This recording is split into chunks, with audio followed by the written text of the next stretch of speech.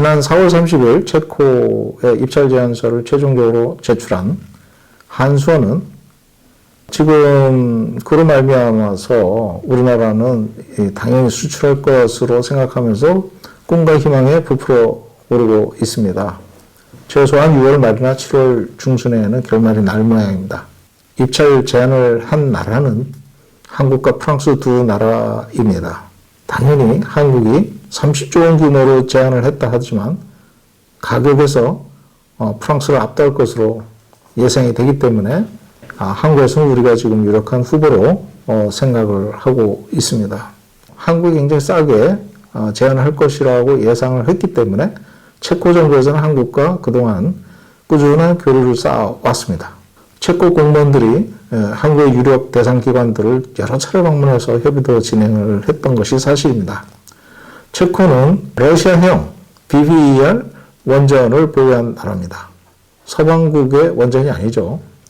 그 이유는 1980년대 소련 연방 체제에서 공산권 국가로 분류돼서 소련의 한 연방이었기 때문에 BBER 원전이 6개가 설치되어 있습니다. 듀커바니 원전에 500MW짜리 4기, 테멜린에 1082MW짜리 2기 해서 전체가 6기고 전체 전력 시장에서 원전이 차지하는 비중이 3분의 1 이상이 되고 있습니다. 상당히 높은 비중이죠. 듀커바니 원전 4기, 500MW짜리 4기가 이제 수명이 거의 도달하고 있기 때문에 좀 낡은 원전이죠. 신규 원전을 지으려고 지금 준비를 하고 있다고 보입니다. 여기에 이제 우리가 당연히 또 수주할 가능성이 높은 상황입니다. 하지만 그렇게 만만하게 보이지 않는 이유들이 여러 가지가 있습니다. 그것이 원전 수출의 조건이라고 볼 수가 있는데요. 한국은 지금까지 체코와는 달리 국산화를 추진을 해서 1980년대부터 컨버스천 엔지니어링사로부터 원전 설계를 수입을 해왔습니다. 그러면서 국산화가 진행이 되었고 1300MW 시스템 AT라고 하는 컨버스천 엔지니어링사의 설계를 사와서 그거를 1000MW로 다운사이징 한 것이 한빛 3, 4호기입니다. 영광에 있는 한빛 3, 4호기고 그것이 처음 설계가 됐고 그로 인해서 OPR1000이라고 하는 표준형 1000MW 가동 중 원전이 쭉 지어졌습니다.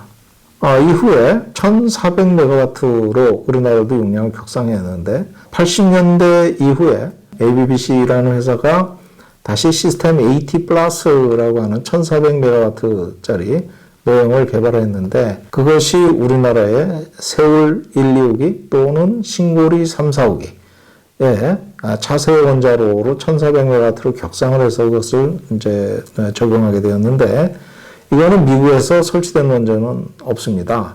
우리나라에 처음 설치가 됐죠. 팔로보디를 이제 모델로 해서 상당히 많은 격상 작업을 했던 것이죠. 최신화 작업도 했습니다.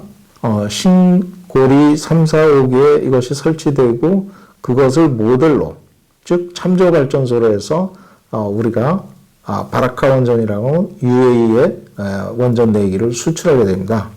이것이 APR 1400입니다. 즉 미국 원전을 모델로 하고 있고 미국 설계사들로부터 지금까지 꾸준히 기술 이전과 기술 자문을 받으면서 진행을 해왔던 것입니다.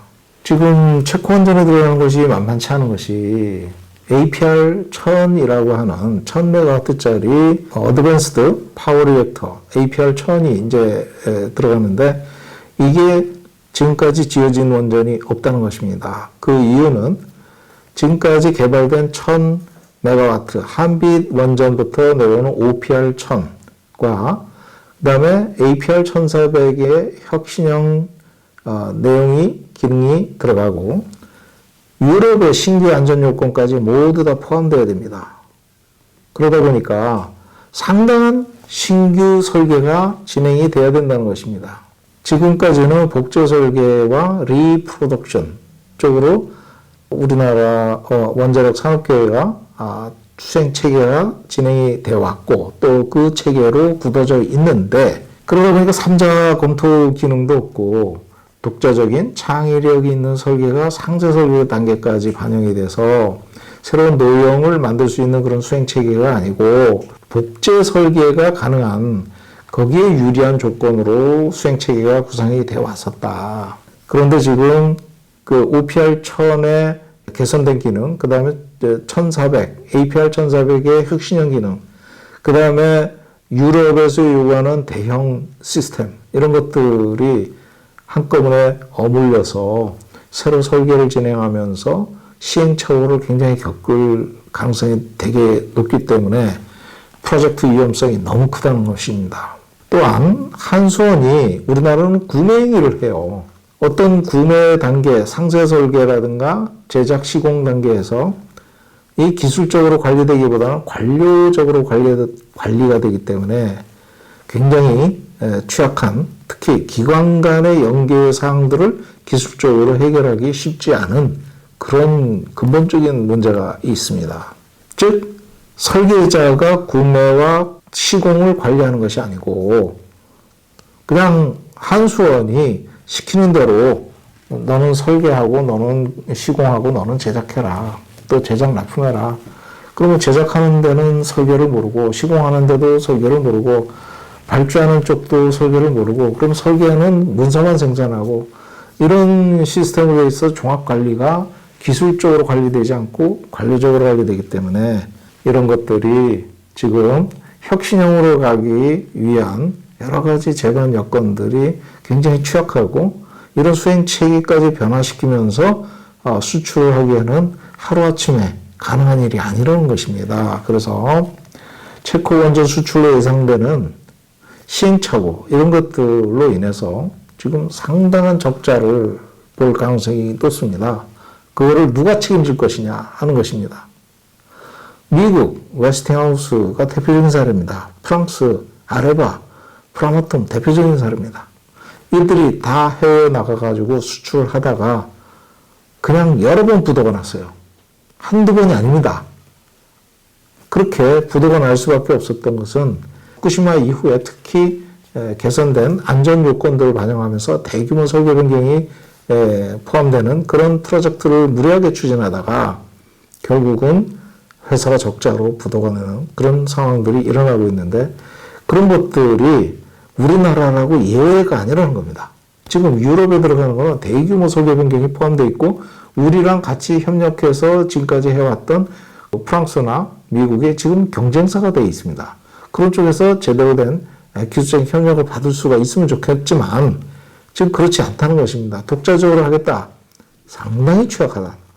거기다가 우리가 지금까지 수출하는 이유는 원전 생태계를 유지해서 우리나라 고용 창출을 위한 것이라고 그것도 그동안 그렇게 주장을 했지만 지금 체코의 조건은요. 3분의 2가 현지 조달이 예상이 되고 있습니다. 즉 현지 조달이라는 것은 체코 내에 있는 제작업체들로부터 공급을 받아라 이런 얘기입니다. 그러면 우리나라 일자리 창출을 위해서 수출한다지만 현지 일자리 만들어주는 수출이 돼버린 겁니다. 결국은.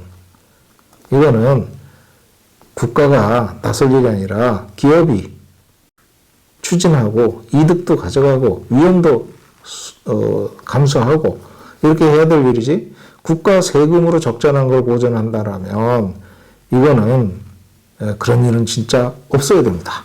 그래서 한전이 지금까지 적자를 쌓아놓으면서 한수원을 우량 기업으로 지금 만들어졌지만 해외 나가서 적자 투성이 사업을 가져와가지고 국가 세금으로 메우는 그런 일이 된다라면 이거는 또 하나의 배임이 될 것입니다. 원전 수출 제대로 확인하고 감시해야 됩니다. 한수원 황주호 사장께서는 가서 입찰 제안서 제출하면서 에너지 인텔리전스라는 언론기관과 인터뷰를 잠깐 했습니다. 원전에 지분까지도 참여하고 수출을 통한 자본 금융을 이제 조달을 해야 되는 그런 문제. 그 다음에 공기상으로 지연되더라도 이런 책임을 다 감수하겠다고 그랬습니다. 가격도 덤핑으로 들어가고 이런 적자 구조 다 떠넘는다 그러고 그래서 적자가 나서 국민 세금이 들어간다 그러면 이건 누구를 위한 수출입니까? 그렇다고 해서 우리나라 국내 생태계 얘기를 해서 고용 창출을 높이겠다 하지만 현지 조달이 3분의 2가 된다 그러면 이거는 진짜 무엇을 위한 수출인지 의심이 되지 않을 수밖에 없습니다. 국가적인, 국민적인 감시, 특히 국회의 정부 감시 기능이 동원이 돼서 이런 금융조달이나 투자의 위험성 이런 것들을 잘 짚어나가기를 특히 22대 국회에 바라고 싶은 생각입니다. 이상입니다.